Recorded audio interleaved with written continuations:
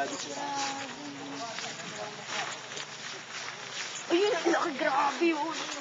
Hindi na nag-design, ano? Pero sabi na instant design. Ganun na yung nila, sweet mo na. Ito dilabit, Lola.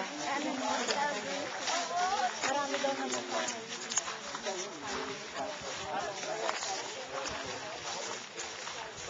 Barangay Maipon of the municipality of Ginobatan.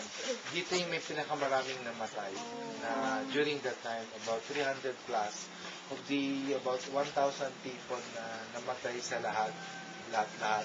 Almost 30% kasi meron yung kabila niyang yung kalye na yan, okay? Ngayon, makita niyo yung deposits na yan, yung matangkad na deposits na yan, wala yan dati.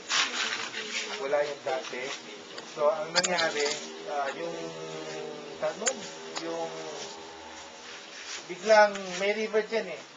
May river dyan sa kabila. Okay? May river dyan sa kabila at pagkatapos, nag-change yung course ng river.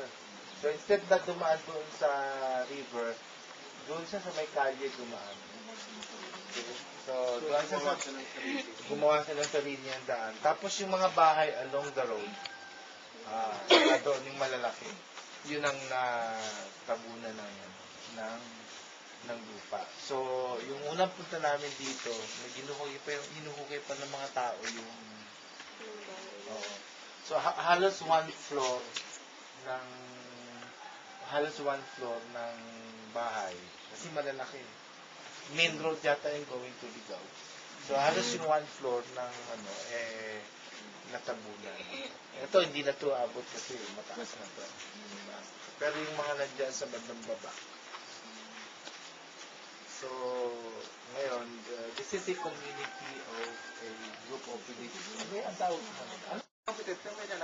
Para makita mo yung panang malalala. Okay. So this is a group of ayun, mahal naming Lola ng Maipon.